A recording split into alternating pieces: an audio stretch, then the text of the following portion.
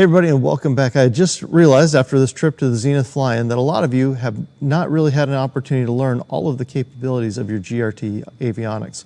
So I thought I'm going to sit down here and show you guys how I use it and what some of the capabilities are. And with that, let's roll the intro.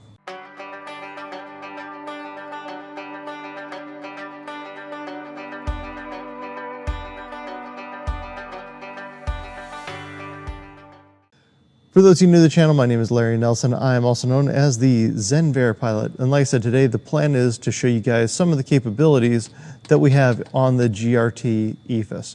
And with that, I do need to thank the sponsor of this video, which is GRT Avionics. GRT is an American-based company making highly capable avionics systems for guys like me and you, flying on a budget and really enjoying these low-dollar aircraft. You can start out with the Mini, go all the way up to the Horizon, and there's really just a budget point for every pilot.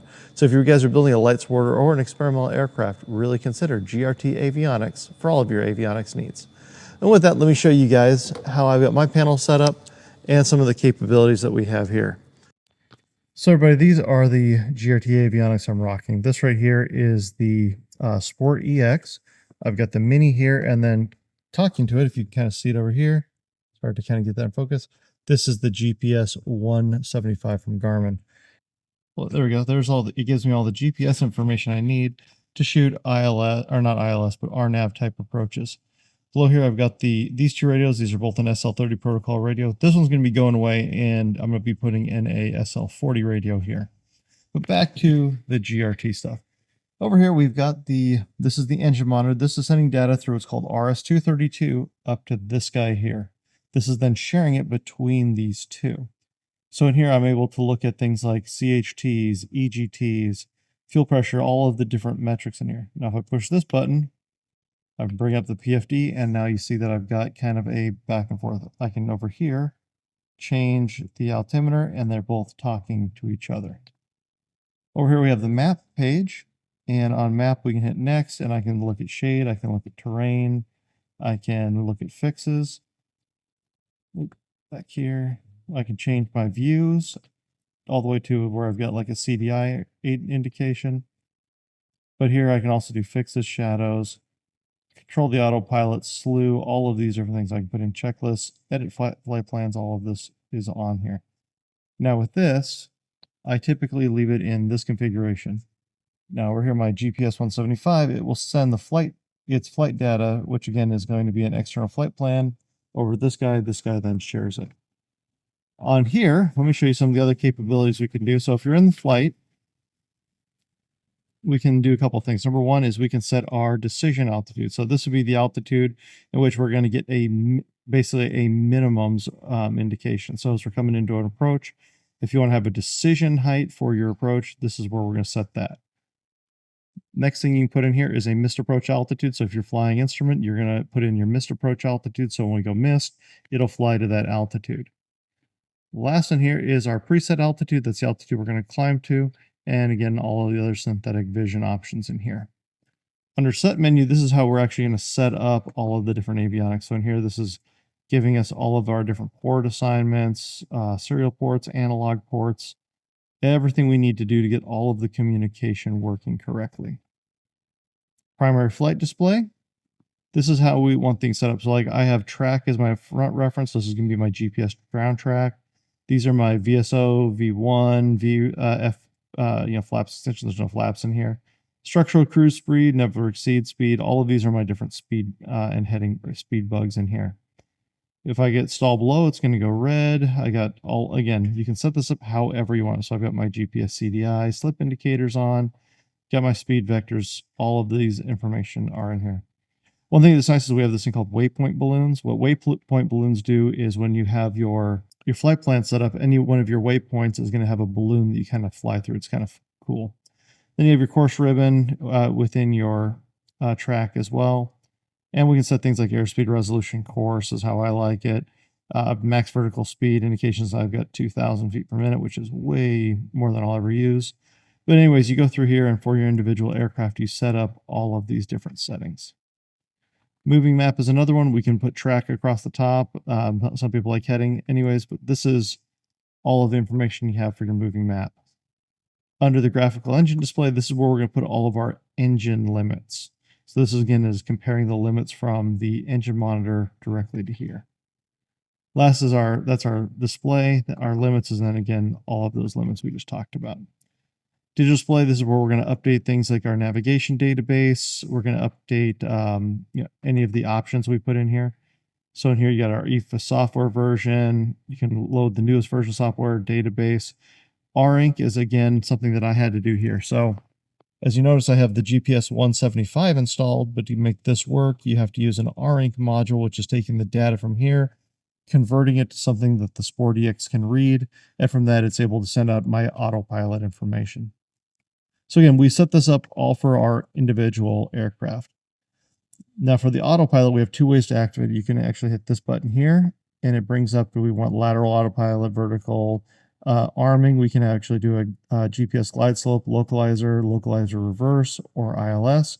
The other thing that we have on here is a synthetic approach. So if the aircraft doesn't have an approach, you can arm a synthetic approach to a specific runway and use that as an emergency guidance down to any runway.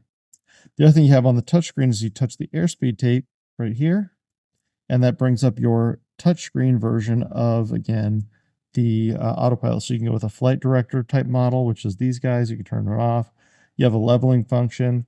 We can go, you can go navigate, nav signal, select heading. We can change the heading in here with the knob. Turn the heading off. You can select your altitudes, sync it all. You have vertical indicated airspeed, vertical speed descent. So you can make that either or both.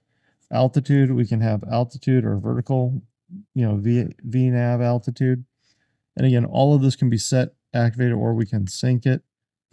I'm just going to cancel that out right now. So this is some of the things we have here. Other screens you have are, we can hit this button here, back to the PFD. We can both put a moving map to the side, engine monitor on the bottom. We can go to an HSI or a CDI indication. We can change it to just a full screen EFIS. You can do a split screen with the CDI, split screen with the engine monitor. All of that is easily done, and you're doing it by this button here. Again, I showed you here, this is the map. We got a little bit of weather out to the side of us today, which is why I'm not flying.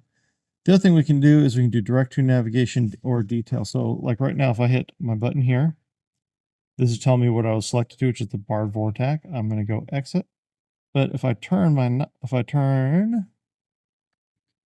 this knob, if I hit the button and turn the knob, I'm able to look at different airports. So here's Yuma, and here at Yuma, I can hit enter, and this gives me, again, all of my ADS-B information. So this is where it's telling me all of the airport information. So again, all my frequencies here, the information about the surfaces, and here is some other details, including the current altimeter settings and all of the information that we would get from that.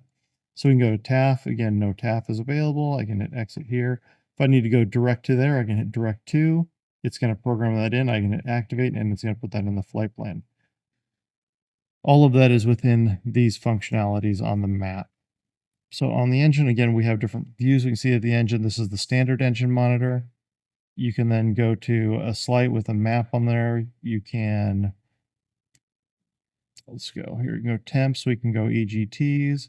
We can look at a history. We can have different bars set up. Let me go back here. We can go stats, so it gives us our ground miles, our air, all of our different flow rates, everything like that we can take a look at. So lots of different capability when we go onto the engine monitor. For me, I like this version right here, and it gives me kind of what I want to see. So now setting up an instrument approach. So over here on the GPS 175, let me just show you how we'd set up an instrument approach. So here we're on this. I'm going to go to my flight plan. So here's my flight plan. I'm going to add a waypoint. And in this case, I'm going to do it at Yuma Airport, which is KNYL. We're going to hit this. Now we've got that activated. We're going to tap the airfield. And now I'm going to load a procedure. We're going to do a approach. So there's the approach. And let's look at the RNAV GPS 17 approach. So we have either vectors, transition, or CASI. Let's just say we're going to transition CASI. And I'm going to activate the approach. Once I do that, over here, if I go to the map screen, it will, if I was actually out there, it would load that approach in here. Once it's loaded, in here, it will give me all of the directionality for that. The reason it's not doing it right now is I don't have a GPS signal because I'm in the hangar right now. But if I was outside, this would all load up and be able to see it back and forth, and this would be able to fly it. So just some interesting things, some interesting different capabilities we have on these systems. And again, I think that they're a great platform with all the integration that we have here. So again, like I said, I've said many times, I really like the GRT stuff. I think it is a very good, inexpensive way to get into instrument flight, but it has a lot of the integration like we expect. So we have the GPS 175 talking to the GRT EFIS. We're able to send all of the signals that these systems need in order for us to fly these procedures. I'm going to do, now that I've showed you guys these things on the ground, I think when the weather gets a little better, I'm going to pop up in the air and we'll go fly an approach just to show you guys how we physically fly those approaches in the air.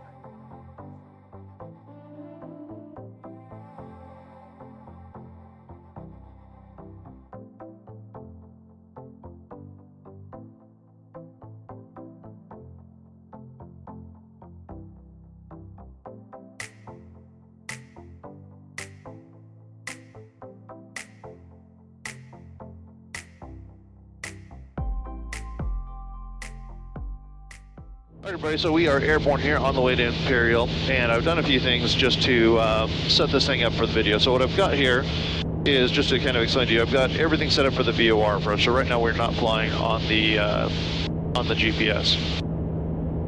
So to start off here, we have our COR, our VOR indication here showing us on a 255 heading, and we have identified both the station and where we're at. Coming over here, we do have the I do have the GPS 175 there as a backup because we're going to cross over the Argus intersection. I'll be able to descend, and down here, like I said, I've got everything set. Once we get that done, what's nice about how all this works is that as far as like other tools we have available to us is this right here is the app you can get from GRT. So this right now I've got it set to the VOR. We can also get a backup attitude indicator and tune frequency. So it's kind of a cool app that allows you to do a whole lot, with the avionics. So for this approach, once we cross over Argus, we can descend 1,700. I've got the plates here pulled up. So we descend 1,700 once crossing Argus. After that point, we cross over the, once we cross over the VOR, we can then turn to a 311 heading on this radial, or say a 311 heading to or from the station. At that point, we will descend to 500 feet, and at 500 feet, we can execute the missed approach procedure. Now, the other thing I talked to you guys about was these waypoint balloons, which you can see one right there. You can kind of see it there. It's this purple thing just right in that area right there. And those are the points in the flight plan where you're going point to point, and you're seeing, basically that's just the fixed point on the ground where you're going to.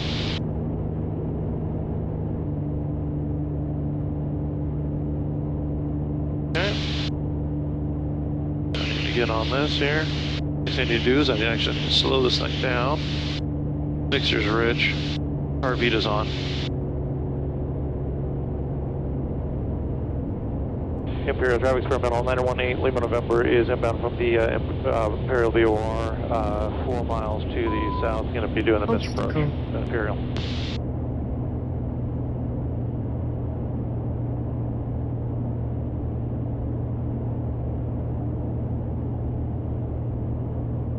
And flying this just to get a little more practice.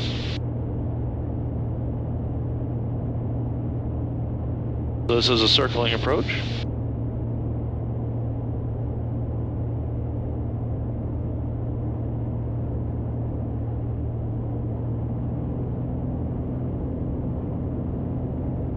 Slow down some more.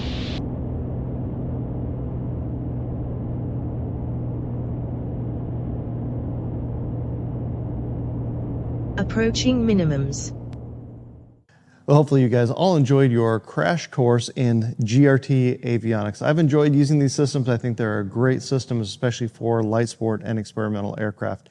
I would also consider them a great option also for guys flying vans or some of the higher performance experimental aircraft.